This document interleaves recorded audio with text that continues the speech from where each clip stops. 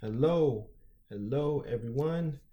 I missed my reading on Friday because I had a lot to do on Friday. I went to a funeral of an elder who was very important to me, um, and was asked to even read the obituary at the funeral and was honored to do so. It was a beautiful funeral. The preaching was good. The stories were good. And though there's sadness, he was an elder and has moved on. And I say it's beautiful because when elders can pass and you can have good stories to tell about them, it's always a beautiful thing. It's always a good thing. And this world is so shitty that, you know, you just feel like, man, if you could just pass on to somewhere where there's peace. Okay, so let's get into God is Red. Let's finish. And next week I'm going to be reading another chapter from this because I don't do enough on Native Americans, so I'm going to try to do that more. Maybe I'll do some African, some Asian. I'm going to get a lot of different things into my channel, a lot of different reads. In addition to the sentimental anthologies, a number of books were rushed into print and hopefully to judgment. They were little more than editing jobs on reports to government agencies. Among them was American Indians and Federal Aid by Alan Sorkin. A study done by the Brookings Institute under a grant for Donner Foundation. The book featured numerous tables demonstrating Indian poverty but was devoid of any mention of the forces then moving in Indian affairs that sought to combat poverty and racism. Big Brother's Indian Programs with Reservations by Saul Leviton and Barbara Hetrick, a study funded by the Ford Foundation, was published shortly after Sorkin's book. It was distinguishable from Sorkin's book chiefly through its use of photographs as if there really were Indians alive today, its big words, and its utter lack of knowledge about hiring Indians. In the fall of 1972, there were no less than 75 books on American Indians released. Most staggered into print, received few reviews, and collapsed. It was plain that the initial phase of interest in Indians was over. Then, just before Election Day, the trail of broken treaties arrived in the nation's capital, ready to do battle with the Nixon administration.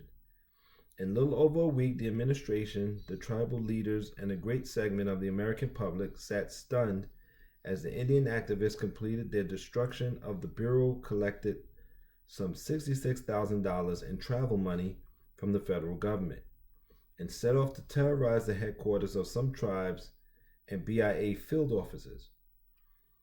Somehow, American Indians had arrived in the 20th century. In order to understand why this particular event occurred, we must try to understand the reception that modern Indians received when they have tried to communicate their immediate problems to an uncomprehending society. It's still as uncomprehending as ever, I'm telling you. When a comparison is made between events of the civil rights movement and the activities of the Indian movement, one thing stands out in clear relief. Americans simply refused to give up their long-standing conceptions of what an Indian is. It was this fact more than any other that inhibited any solution of the Indian problems and projected the impossibility of their solution any time in the future.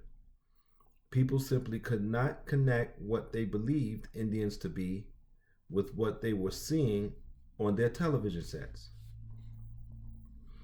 Let us pretend that the black community received the same reception in the civil rights struggle that the American Indian community received when its movement was attracting public attention in its struggle. I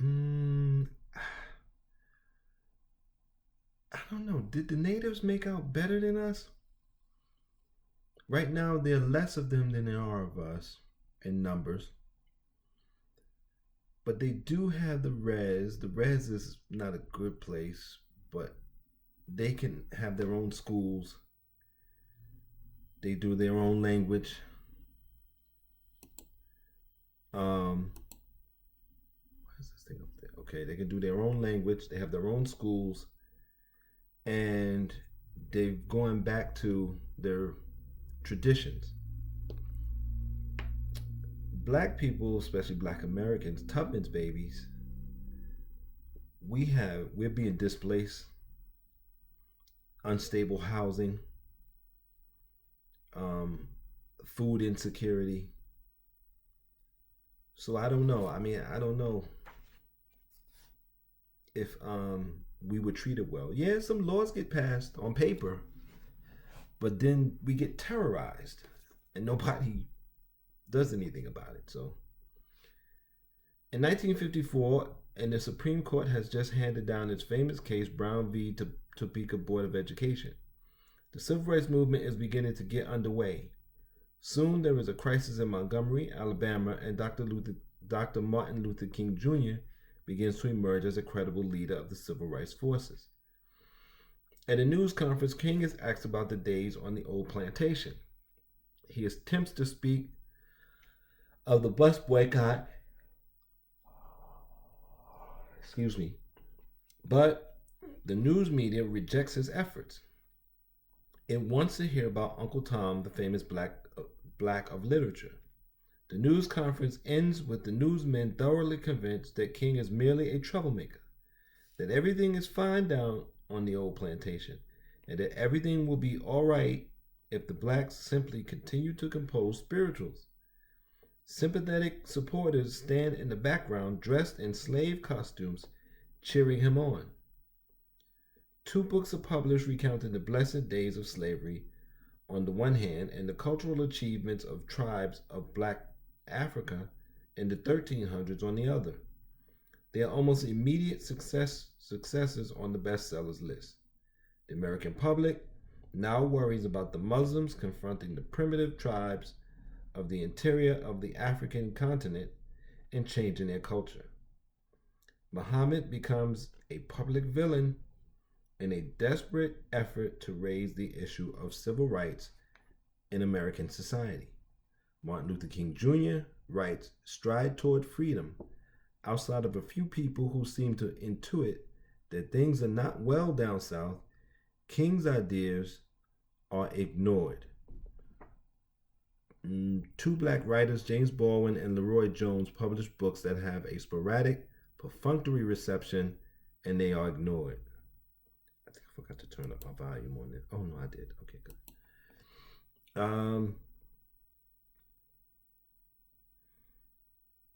What did I want to say about it? I just had an idea in my head.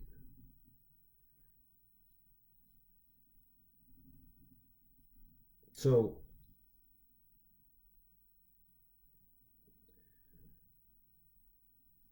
we're still in denial about our condition, and we're still in trouble, and it's gotten worse and worse and worse.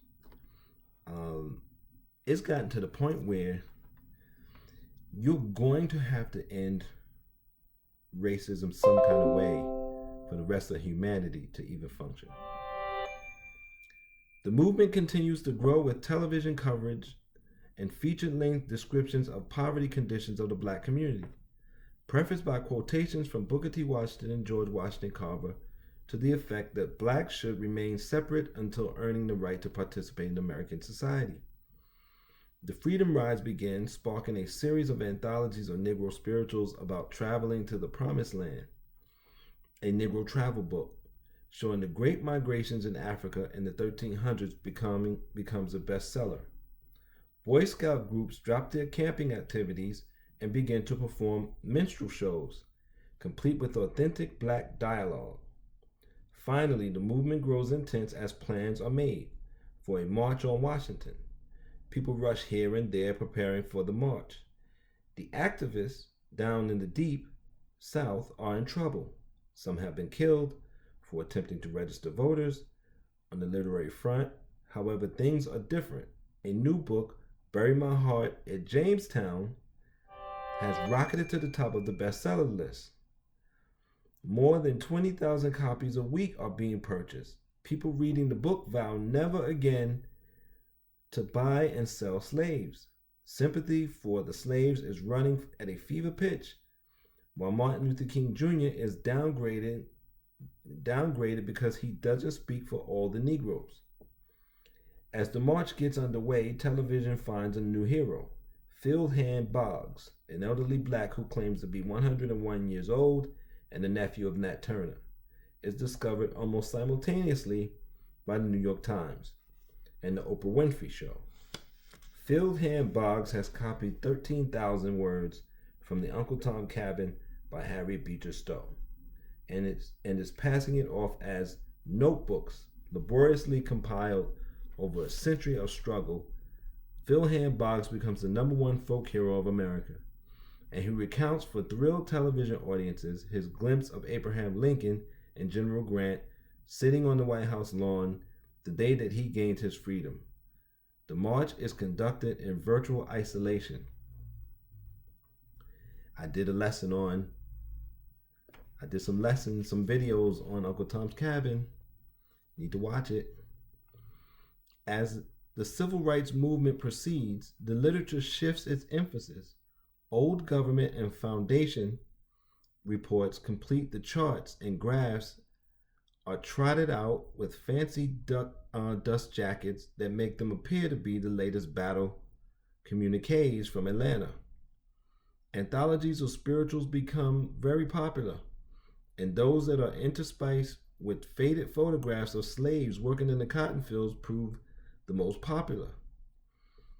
Introductions to these anthologies inform us that we must come to understand the great contributions made by slaves to our contemporary culture.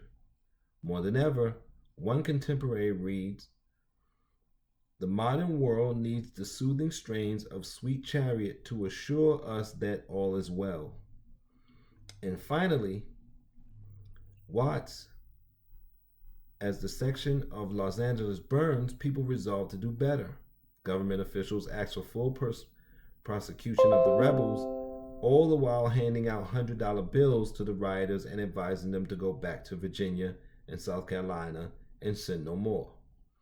A task force is created of officials of various government departments to study the federal relationship of civil rights problems and to report back its findings no later than 6 months after the authorization.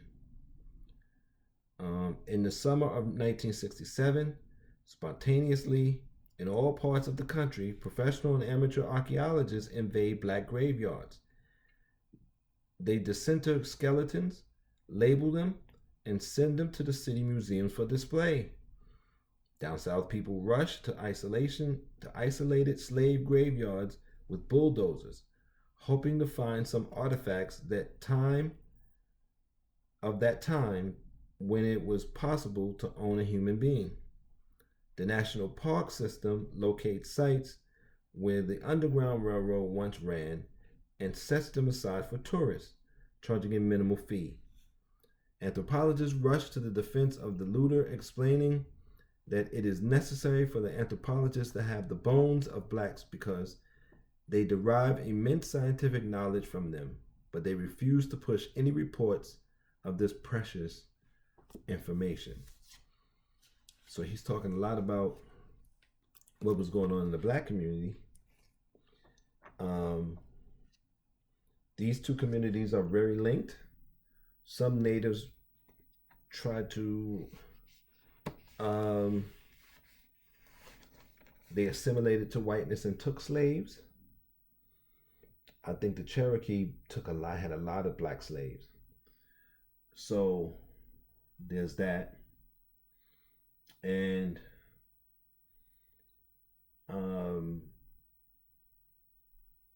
so some natives help slaves escape. So you have a relationship there.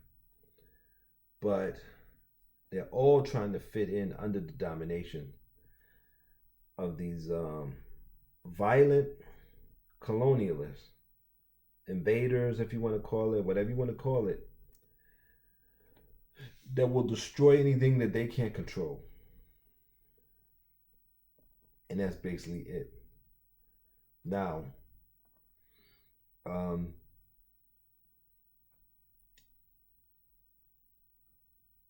I think we're still in a situation where we're trying to deal with violent people who will destroy anything that they can't control.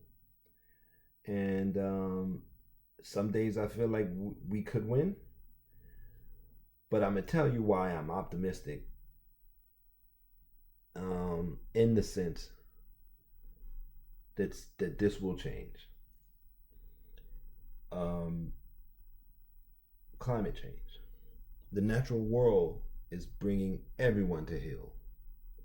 And sure, poor black people and natives are going to suffer more from storms and tornadoes and all that because we're living in cheaper housing and we're more unstable. But everybody's going to get theirs. And everyone but the children really deserves what we're getting because we, and you know it in your heart, have allowed way too much brutality, way too much injustice to go on. And in the name of, well, I just have to do what I have to do for now. I have to do what I have to do to survive. And no, we should have been doing more political and social work to make this system better. But instead, we pretended like our own personal condition was more important and could make more of a difference than doing the social and political work, the group work. But human beings are group beings. We always were and we always will be. And we're going to expand our mind and consciousness together or go extinct together. That's it. Until next time, I want to say take care of yourself, be safe, and you know how to support. Hit the links. You can give directly to me. It would be much, much appreciated. And it goes to buy food and pay for incidentals. If you want me to have more equipment, then you can send money for that. If you have extra equipment and want to donate it to me, I'll tell you where to send it. Just let me know.